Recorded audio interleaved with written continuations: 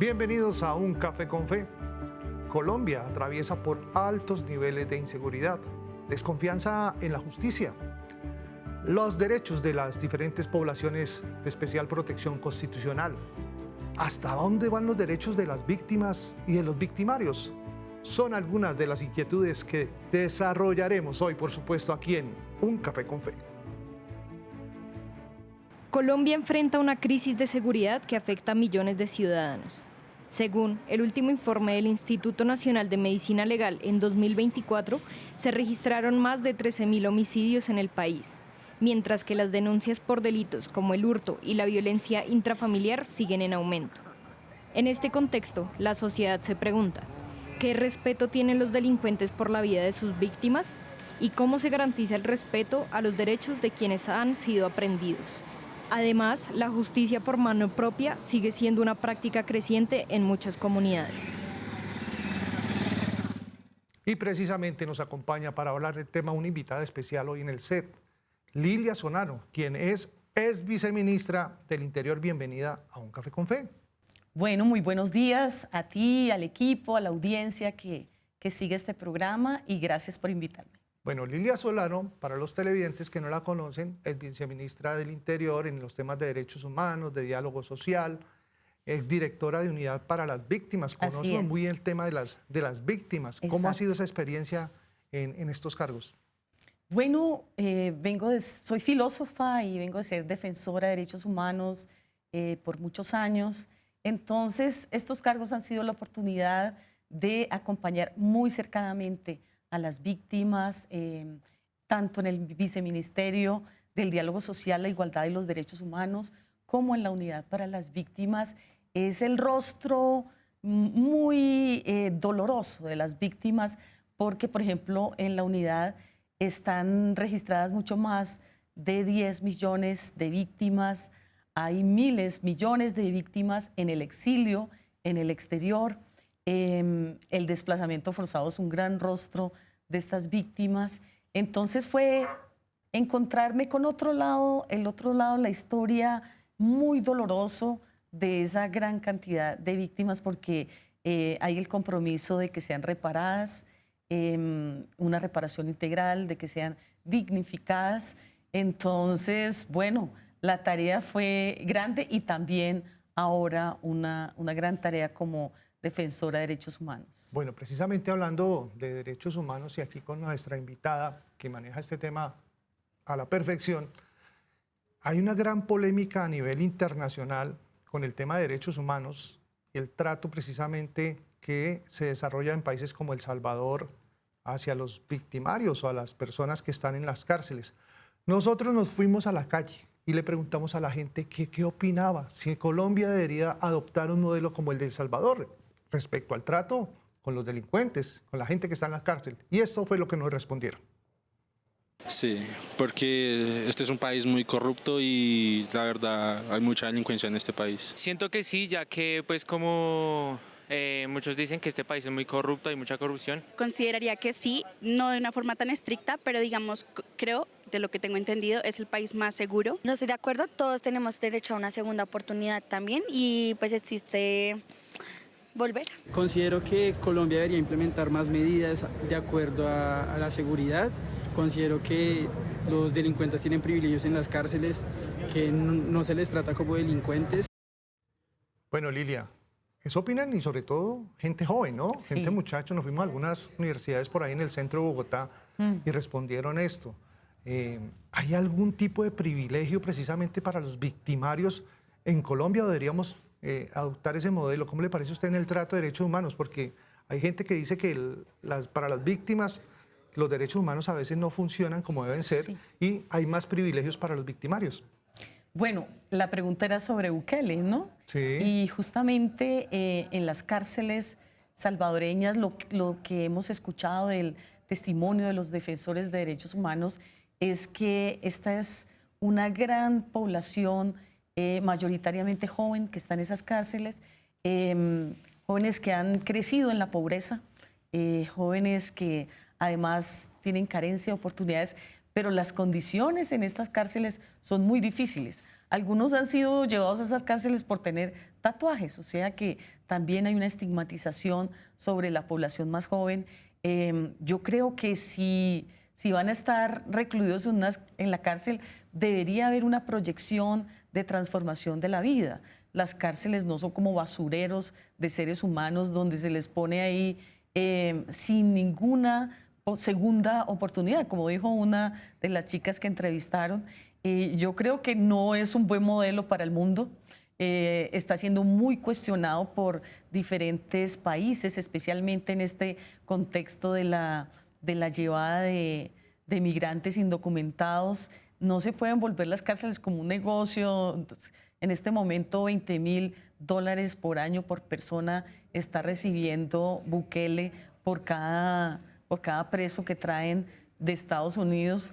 Es decir, el problema de fondo es que hay que transformar el modelo económico, el modelo político, el modelo de que le permita a todos los seres humanos una vida digna y no convertir, digamos, la única oportunidad de estos jóvenes es unas cárceles donde claramente se violan los derechos humanos.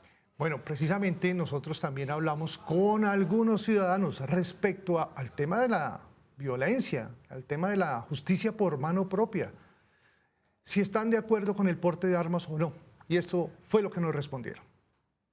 Si es en defensa personal o simplemente de juego, entonces solo como defensa personal. Si es para defensa propia, siento que es muy apropiado utilizar una, ya que es como una defensa para uno mismo. Solamente como los policías deberían tener como acceso a esas armas, porque a veces uno no sabe el trasfondo de las personas que puedan hacer daño. La situación de armas es para personas que sí tienen como el control y la autorización. No estoy de acuerdo, me parece de hecho muy peligroso en sí para la sociedad que una persona cargue un arma, ya que pues le puede dar la libertad de tomar la decisión de matar a alguien si quiere. El porte legal de armas se prestaría para que haya más casos de violencia, aún así tenga todos los requerimientos necesarios.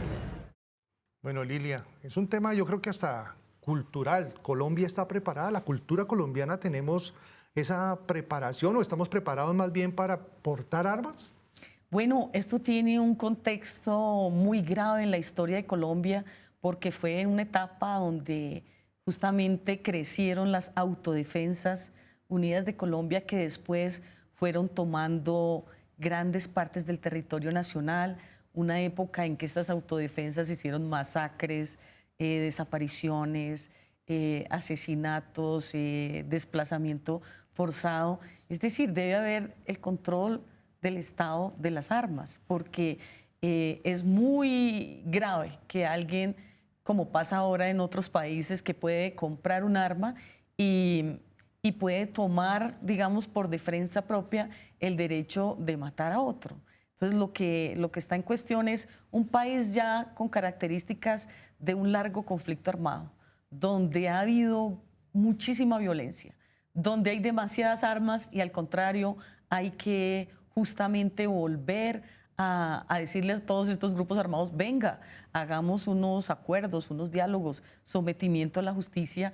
Entonces, esta sería una idea muy compleja porque además no hay un ambiente donde puedan haber normas, donde hayan acuerdos sobre quién tienen esas armas. Yo diría un no rotundo a las armas, la sociedad civil con armas. Eso se ha probado muchas veces, sobre todo en el campo, entonces, con resultados dramáticos. Sí, y bueno, esos son los grupos al margen de la ley, pero también hay delincuencia común y eso. ¿Qué hacer con ellos? ¿Qué medidas tomar? O sea, yo creo que, pues en el contexto de una democracia, y estamos en ese contexto, justamente tiene que haber una transformación en términos de los temas sociales, de acceso a la educación, a la salud, a la vivienda, a los servicios, digamos, al conjunto de lo fundamental para que la gente, sobre todo la más joven, no tenga que apelar, digamos, a la delincuencia para lo fundamental. Si hay delincuencia ya, digamos, de otro nivel mucho más alto, yo creo que sometimiento a la justicia, pero no podemos simplemente, como decían antes, ¿no? Se robó una gallina, entonces 20 años de cárcel, sino cómo se apela a la transformación social y garantías para una vida digna y yo creo la educación, ¿no? Que es fundamental. Bueno, otro tema que resulta importante en materia de derechos y, digamos, privilegios que algunos consideran es el tema de la jurisdicción especial que tienen los indígenas. Pues también estuvimos en la calle y preguntándole a algunos concejales sobre este tema. ¿Debe replantearse el tema de la jurisdicción especial para la población indígena? No pueden ser declarados en el elemento de culpabilidad por su cosmovisión. Entonces, definitivamente sería un error juzgarlo con el mismo rasero que se juzga a una persona con una cosmovisión diferente. La jurisdicción indígena es otro que tiene que ver con las justicias propias. Las justicias propias, por lo general, corresponden a marcos y visiones de mundo diferenciales, pero también órdenes de organización comunitaria diferenciales. Las costumbres deben ser salvaguardadas por parte del Estado y eso hace que tengan, digamos, una protección constitucional diferente y que se reconozca la jurisdicción indígena. En lo personal creo que se debe de replantear teniendo en cuenta pues, el carácter especial de estos actores, pero tampoco se puede dejar que se transgredan las normas o los derechos o las diferencias o las libertades que tienen los civiles en este momento. Ellos tienen unos territorios y si salen de sus territorios deben estar amparados por la Constitución y las leyes colombianas. Y es que este tema de la población indígena, Lilia, resulta polémico.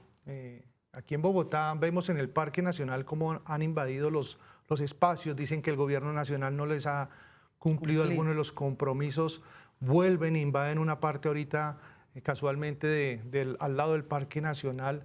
¿No tendrá muchos privilegios la población indígena o qué es lo que falta para que se les cumpla a esta población y cuál es el aporte que también hacen a la sociedad? Sí, bueno, cuando hay esa protección especial del Estado, tiene que ver con que a lo largo de la historia, por décadas, por siglos, también es una población que ha sido discriminada, que ha sido perseguida en muchos de sus territorios con riquezas, pues han sido desplazados y asesinados.